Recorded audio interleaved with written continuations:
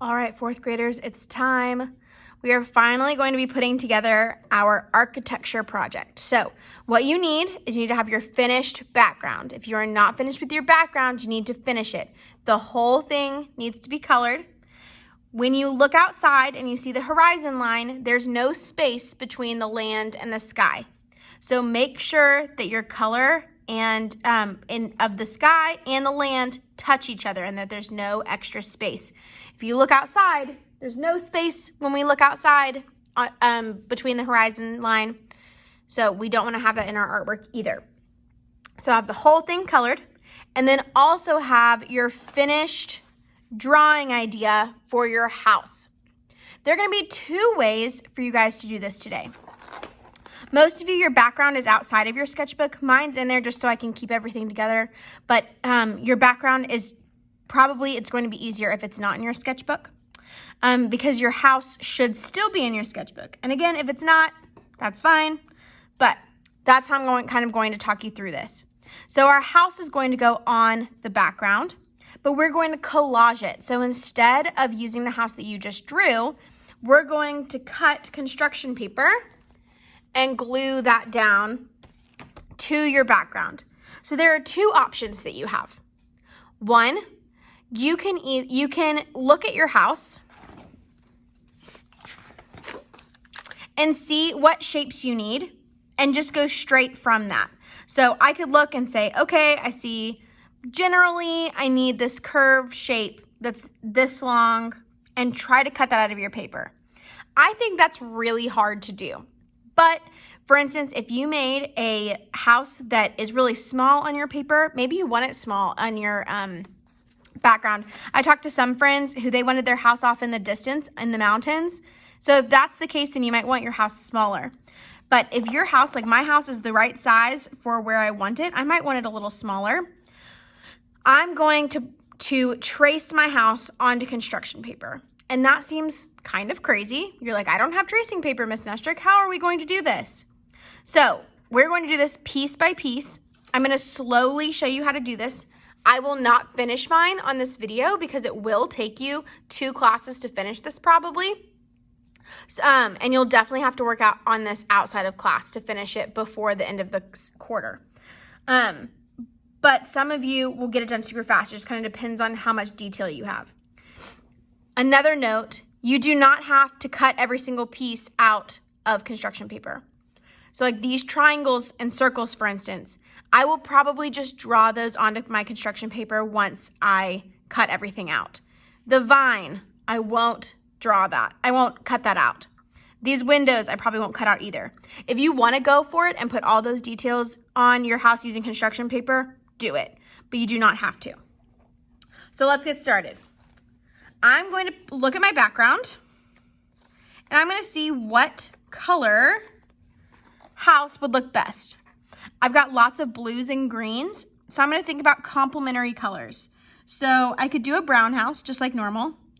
I could do a house that blends in to the background, which would be an analogous color. So maybe like a light blue or a light green. Or I could do a house that will contrast with my background. So maybe an orange house. That would stand out from my background. A pink house would also stand out from my background.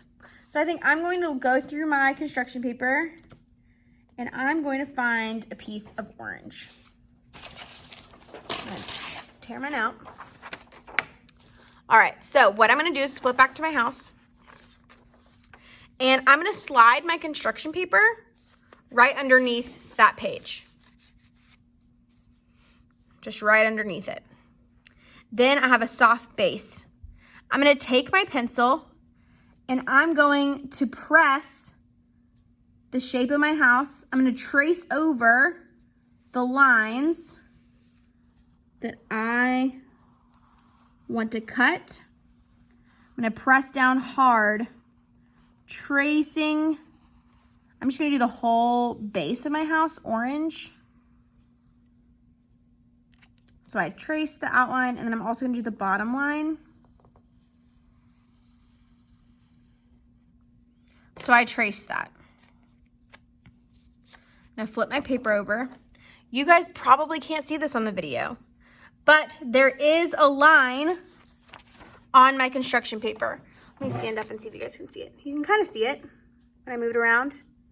That there's a line all the way around my construction paper because I pressed into it so I traced the lines, and because there was a soft surface underneath my construction paper, my sketchbook, it made an indentation. It made a line.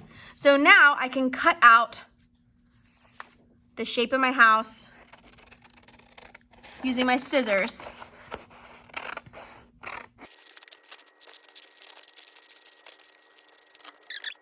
And I can place it right here to see what it would look like.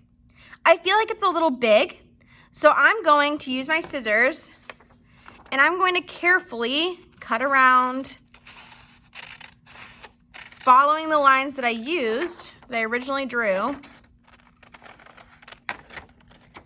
I'm just gonna make it a little smaller.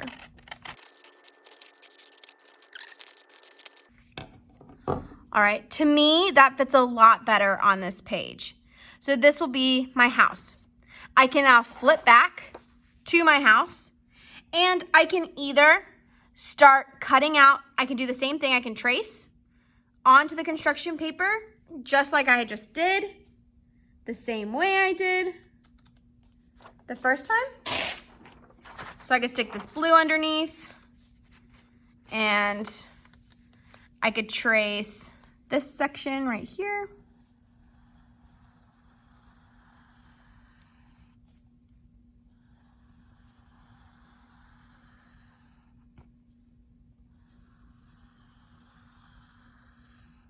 And then I'll add these zigzag lines with a marker later.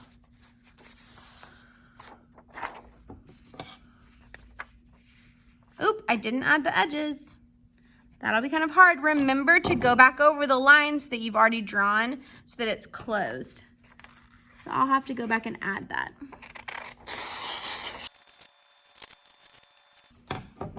So I'll flip back to my construction paper. It's on my background. I made this longer than I need it to be.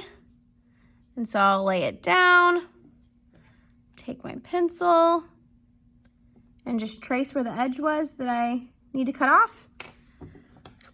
Then I can cut that. And cut that.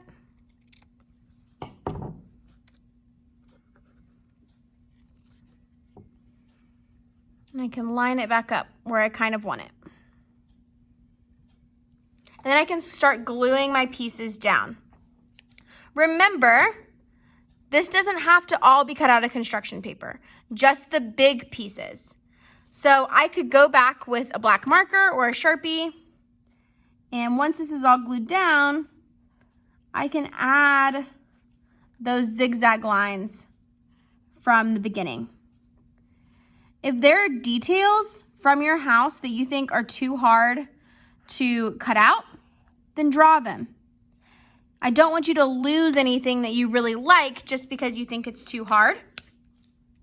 You can also trace it. So like I could take this back to my main drawing and trace a detail that I've already drawn and then just go over that with marker if I want to do that too. So like for my porch, I could take this back before I wouldn't want to glue it down yet. I could line it back up so it's close to the original line. And then I could trace my porch so that I know exactly where my porch goes. And I know the details that I want to add without having to completely redraw them. Because you guys worked really hard on these. And so I don't want you to feel like you just did all of that work for nothing. Work smarter, not harder. So what are some ways that you could easily transfer your original design to your drawing, to your collage? I worked really hard on this porch, so I want to be careful transferring it. Make sure you're pressing hard with your pencil so that it shows up on the page underneath. So then when I lift, I don't know if you guys can see it or not, but it's there. My porch is there. So maybe I decide I do want to add construction paper, but even if I don't, I could use a black or a brown marker, and maybe it might even be better if I had a flashlight to shine on it, but I can still see my lines.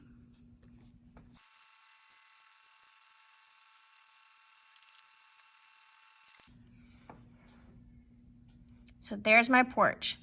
Then I can still use that blue paper from before. It's fallen off. I have no idea where it went on my table, but I can use that before and glue that down. So you get to pick which parts of your, there it is. You get to pick which parts of your house you want to collage and which parts that you want to draw. I want you to collage as much of this as you can. If you just have one piece of paper on your, one piece of paper cut out of construction paper, that will not be good enough. You need to use as much construction paper as you can. I think geometric shapes are the easiest to cut out and use. So like if windows would be easy. I'll probably cut out a color for my door. I'll probably use blue for that too. But don't chicken out. You guys are artists. You guys are great. You can do this. Be brave and draw and cut out your details out of construction paper. It needs to be at least half construction paper, at least half of it. I'm totally okay with you adding details using markers, but you need to use at least half of it with construction paper. So I could go back like that.